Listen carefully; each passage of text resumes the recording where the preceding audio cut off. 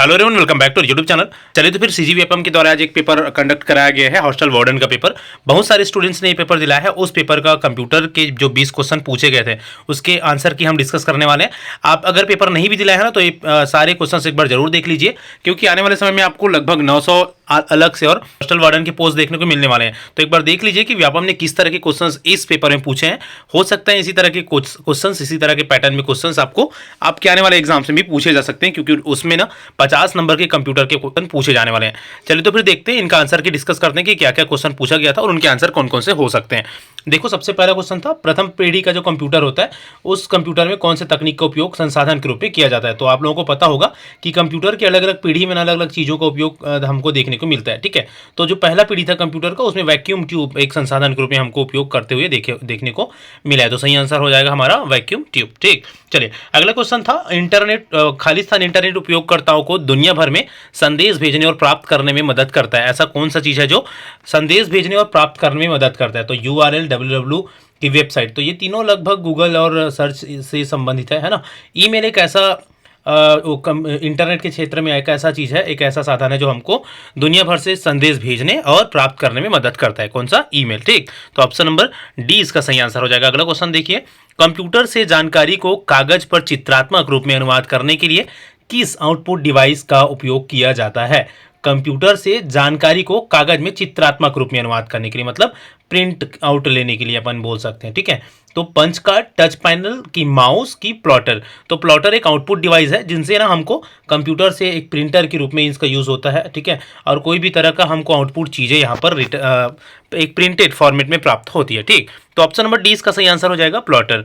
अगला क्वेश्चन था, कंप्यूटर का भौतिक भाग कहलाता है। आप सबको पता है, बहुत आसान क्वेश्चन है। भौतिक भाग क्या कहलाएगा? हार्डवेयर कहलाएगा, है ना। क्या कहलाएगा? हार्डवेयर। हार्डवेयर मतलब ऐसी पार्ट्स जिसको हम छू देख सकते हैं। ठीक, चलिए अगला क्वेश्चन आया था, ये भी इजी क्वेश्चन था। 1 किलोबाइट बराबर होती है कितने बाइट का? 1024 बाइट का। ठीक है, 1 किलोबाइट मतलब 1024 बाइट। अगला क्वेश्चन देखिए, मास्टर बूट रिकॉर्ड को संक्रमित करना और इस वायरस को हटाना कठिन और कार्य होता है। मतलब ये इसका इंग्लिश में आप देखेंगे तो और समझ में आएगा। Blank effects the master boot record and it's challenging and complex task to remove this virus. ऐसा कौन सा वायरस है जो किसको इफेक्ट करता है? मास्टर बोर्ड को इफेक्ट करता है ना। और इसको हटाना ना एक चैलेंज होता है, बहुत ही कठिन होता है। ठीक है, तो ना बूट सेक्टर वायरस एक ऐसा वायरस है जो क्या करता है, मास्टर बूट को क्या करता है, संक्रमित करता है। ठीक है, मास्टर बूट रिकॉर्ड को संक्रमित करता है। कौन सा? Boot sector virus. तो ये थोड़ा सा अच्छा क्वेश्चन था। इस तरह के क्वेश्चन आपको आगे आने वाले एग्जाम से पूछे जा सकते हैं। ठीक है, चलिए अगला देखिए, निम्न में से क्या इनपुट डिवाइस नहीं है? निम्न में से क्या इनपुट डिवाइस नहीं है? तो इनपुट डिवाइस देखिए, माउस एक इनपुट डिवाइस है ना।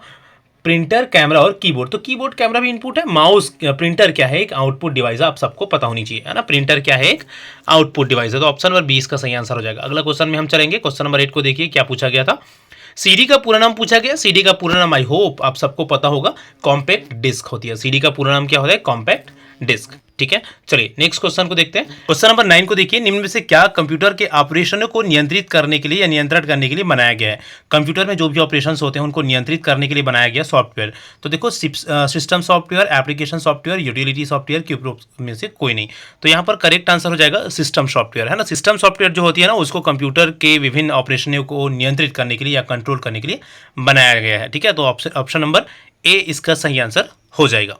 चलिए अगला हम देखते हैं नेक्स्ट क्वेश्चन को, किस तरह का प्रोग्राम रो एवं कॉलम से संबंधित नंबर को कैलकुलेट करता है? अब कैलकुलेशन वाली जब भी बात होती है ना, आप सबको पता होनी चाहिए कि वो किस में होता है भाई, स्प्रेडशीट में होता है ना। एक्सेल या जो स्प्रेडशीट होती है, स्प्रेडशीट प्रोग्राम जो होती है उसमें कैलकुलेशन से रिलेटेड जो भी चीज़ें होती है वो होता है ना। ऑप्शन नंबर बी इसका सही आंसर हो जाएगा।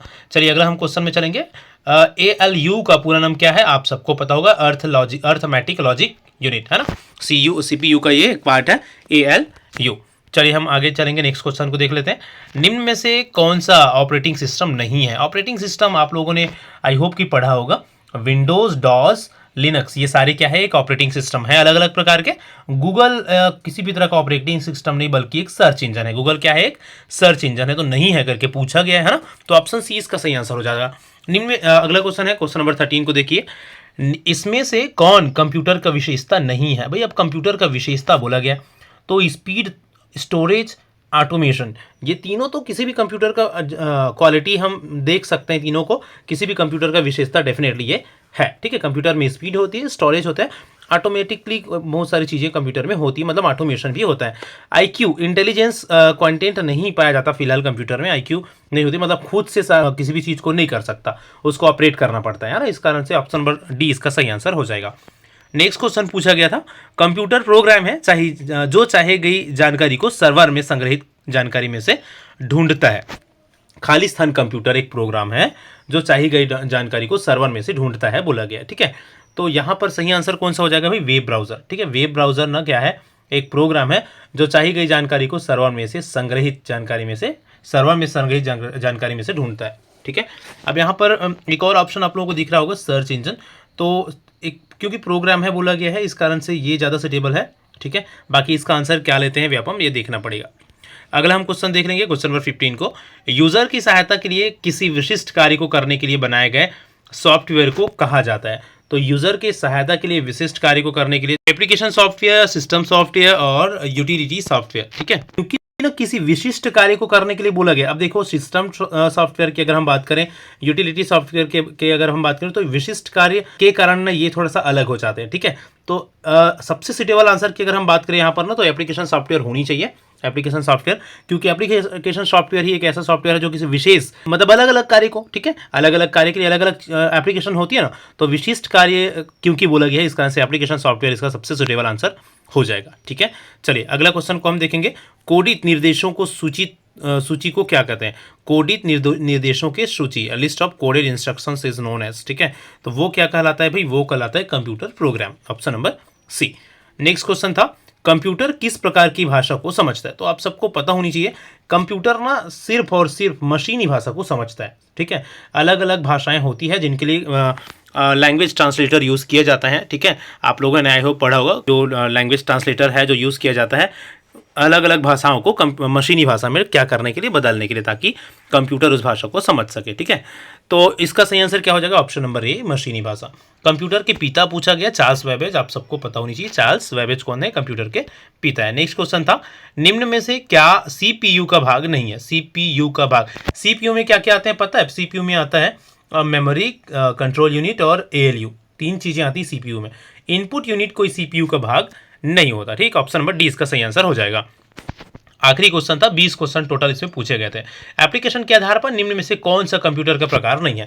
अब एप्लीकेशन के आधार पर किसका प्रकार, कंप्यूटर का, एनालॉग कंप्यूटर होता है, डिजिटल कंप्यूटर होता है, हाइब्रिड कंप्यूटर होता है, रिमोट कोई कंप्यूटर का प्रकार नहीं है। ऑप्शन नंबर ए इसका सही आंसर हो जाएगा, ठीक है। तो इस तरह से टोटल 20 क्वेश्चन के हमने आंसर देखा। आई होप कि आपको वीडियो अच्छा लगा होगा। वीडियो अच्छा लगा हो तो एक लाइक जरूर करिए। चैनल में अगर न्यू है तो इसी तरह के और भी इन्फॉर्मेटिव वीडियोस के लिए हमारा चैनल सब्सक्राइब जरूर कर सकते हैं। अपने दोस्तों के साथ शेयर जरूर करिए जिन्होंने भी एग्जाम दिलाया है और जो भी इन फ्यूचर हॉस्टल वार्डन के एग्जाम दिलाने वाला है। चलिए तो फिर फिलहाल इस वीडियो में इतना ही। इसके अगले पार्ट में मिलते हैं दूसरे जो भी सेक्शन थे, है ना, जीके वाला जो सेक्शन था, उन सारे सेक्शन के आंसर की के साथ। तब तक के लिए थैंक यू सो मच।